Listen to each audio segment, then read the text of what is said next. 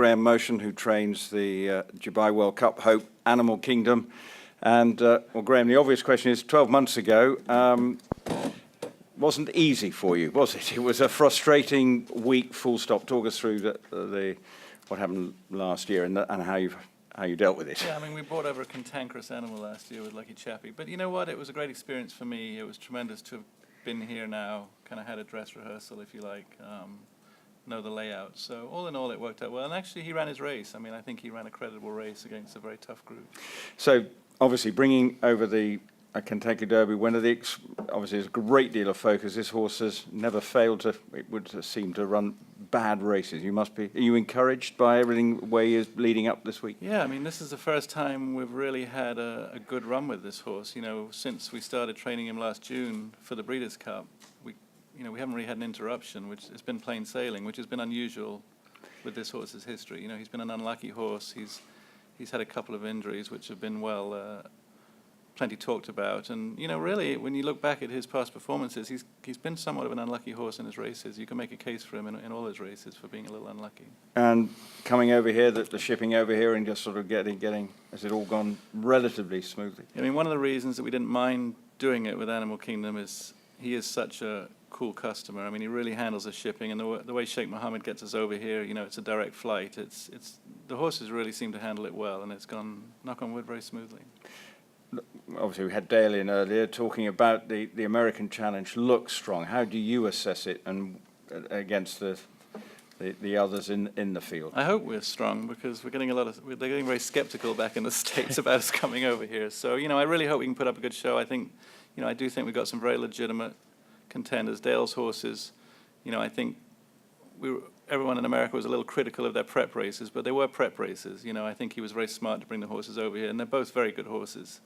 I think Royal Delta's, you know, she could be one of the best fillies we've seen in a long time, and I think she was very unlucky in the race last year. So, you know, it's a solid contingent, and hopefully we put up a good show. Are you worried about the sort of, as you say, the skepticism that is sort of beginning to develop, and is it a proving mission? It's something, it's got to go right in many ways? Well, somewhat, but, you know, when I look back on it since it's been on the synthetic, you know, I think Gio Ponte was one of the most legitimate horses we've brought over for the World Cup, and he ran very creditably both times. You know, he was beaten less than 2 lengths each time he ran. And I think, you know, he was a grass horse. I think it takes a grass horse to handle a synthetic. Game On Dude is not a horse they try to run on a synthetic back home. He's a dirt horse, you know, and I think hopefully that's going to be the difference this year. And obviously your horse, you know, is versatile. He is. I mean, I think it's more of a surprise perhaps that he won the Kentucky Derby on the dirt. You know, he certainly should handle the synthetic. He's won on the synthetic. He's trained on the Tapeta at Fair Hills, so I feel good about how he handles it. Did it surprise you that day in May? Oh, yeah. Yeah, still does. Yeah. Do you still have got the plaque somewhere? Is it yeah, in pride of place in the home? You know, it's odd because the further away we get from it, it seems slightly less real. It was an extraordinary experience. And if you were to win the World Cup, would it be a comparable experience? I can't even think about it. Okay, questions?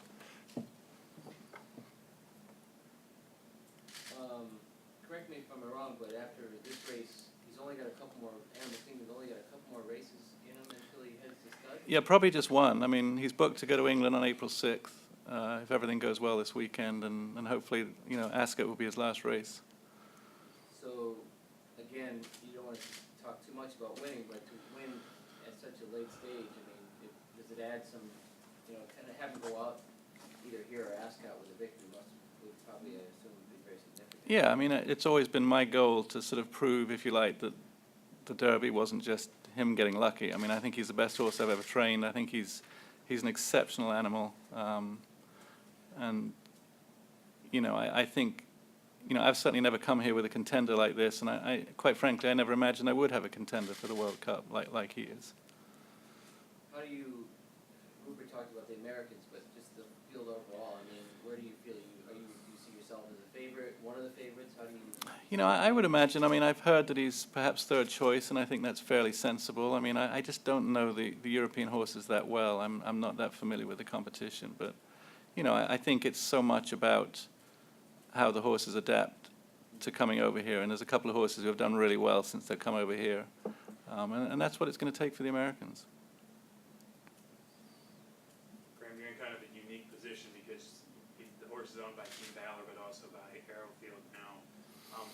You spoke a little bit about his versatility. Do you think that's what drew the Australians to him, being that he is so versatile? Yeah, I mean, I think having won the Derby and then coming back and running second in the Breeders' Cup against an extraordinary group of horses, I'm sure that was part of what caught their eye. I mean, he is a remarkably versatile horse. To have won going 1.25 miles in his first ever dirt start in the Kentucky Derby, that had never been done before, and then to come back in the Breeders' Cup, which I think people questioned us doing that, but I felt very confident about running him in that race, knowing how good he is. It seemed perhaps like a slightly odd move in the States. It was considered an odd move, but I think he showed that he really belonged with those horses.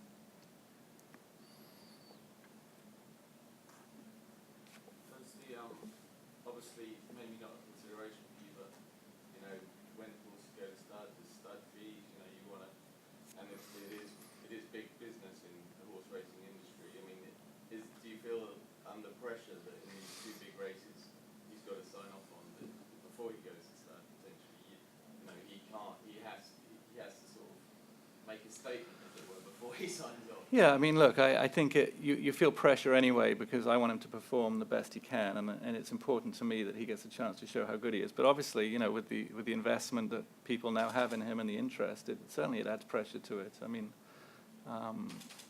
it's you don't go into these races without a certain amount of pressure, and that certainly adds to it. I want him to perform well for everybody that's involved, for sure.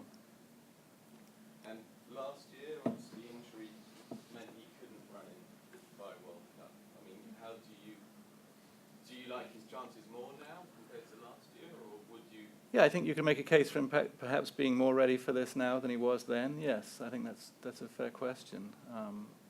He's a much more mature horse. I think it's a very valid point. I think a year later, perhaps he is more qualified to be here. Because obviously last year he was a year younger, Yeah. perhaps, and there was an awful lot of hype about him, as it were. Yeah, definitely. I mean, the remarkable thing to me is about being here is that when he was injured last year, which was only probably a couple of weeks before we left to come over here, the first thing that Barry Owen said to me was, well, we'll point for Dubai World Cup 2013, and I thought at the time that's an extraordinarily optimistic way to look at it. It was not a trainer's way to look at it, and here we are. So it's pretty remarkable that we're here today, I think. And talking about the statement, American racing is often coming for a bit of criticism as well. If a Kentucky Derby, when it can go and do what he's done, would that be a major sort of confidence booster a bit for American racing on an international Yeah, I would like to think it would. I mean, I would hate to be going out to try to prove that, but I think certainly it would make a case for the fact that, the Kentucky Derby is a very important race. I mean, in America, it's our most important race, so it would certainly justify that.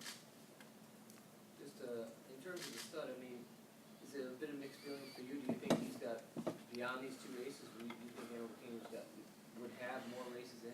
Yeah, definitely. I mean, it was always Barry's and the partners' plans to run him this year. But I think when the opportunity came for him to go to a stud like Arrowfield, it was just a fantastic opportunity for everybody, including the horse, and it was an opportunity that Barry and the partners didn't want to pass up on. So, the fact that he ends up missing the rest of the year is a shame, but at the same time, to be able to come here and run in the Dubai World Cup, and if we get to go to Ascot, I mean, how much more can you do than that? It's pretty remarkable. The World Cup has been run before at a very muddled pace. Does everything have to go right for him on the night, or is he versatile enough to overcome? Yeah, a couple of people have asked me that this week, saying that he's a horse that really needs to come from out of it. I don't see him like that. I think he's a very versatile horse. In the Breeders' Cup, he got in a little bit of trouble when they turned down the backside. The French filly actually cut in front of him, and he got shuffled back. And I think actually it cost him, whether it cost him the race or not, I don't know, but it cost him an important position, and he had to make his run from that much further back. So, I don't see him as a closer. I see him as a horse that can lay handy. He's had a tendency to break a step slow in the past, and that's hurt him. It hurt him in the Preakness. It probably cost him the Preakness. He's never been a real quick horse away from the gate. So, if anything, the fact that they might go a little slow early, it might help him, because if he does break a step slow, it might not matter so much. Graham, you watched him train on Tuesday. He did a 3-furlong breeze. You mentioned to me just how easy that he ran over the surface and that you were surprised by his time. It seemed like Yeah, I mean, Alice has made that comment to me a couple of times, how well he gets over it. I was surprised only in as much it didn't look to me like he was really having a timed workout, and when I looked at my watch, I was a little surprised. That can be deceptive anyway. I gather, you know, horses do work quite fast on this track in the morning, but no, I'm very comfortable with how he gets over the surface. Graham, the versatility of the horse is phenomenal. It's running the Breeders' Cup Mile is staggering. When it comes to Ascot, there are options in terms of the Queen Anne at a mile, and the Prince of Wales obviously at 10 furlongs. Has that been decided? Or You know, we haven't really discussed it. still in the melting pot? Yeah, I mean, to me, I think the obvious thing to do would be to nominate to both. I'm not perfectly familiar with how it works at home, but to me, I think you'd have to consider both races. I think your mile at Royal Ascot is very different from a mile in the States. It's probably a much more grueling mile, and I think it's something that you know, we need to think about. I think a mile and a quarter could be almost, you can make a case for it being run more like a mile and a half race for us in the States, you know, so. And you know, certainly you're going to be running against the very best of both types of horses. So, yeah, no, well, that's certainly a relief. But you know, I think we would keep him eligible for both races. That would be my gut feeling right now. Graham, are there any preferences? A lot's made of the post-position draw this afternoon.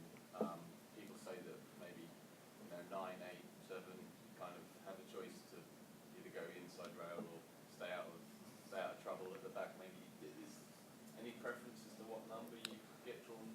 Yeah, I think, you know, it's very similar to a race in the States. I mean, I think sort of 4 through 10 would be, you'd prefer to be in one of those spots. I think 10 through 13, you're putting yourself at a little bit of an awkward spot, and 1 through 4, being stuck down on the rail probably wouldn't be favorable to, I would have thought. But, you know, you've got a long run to the first turn. I don't think it's hugely significant in a 13-horse field.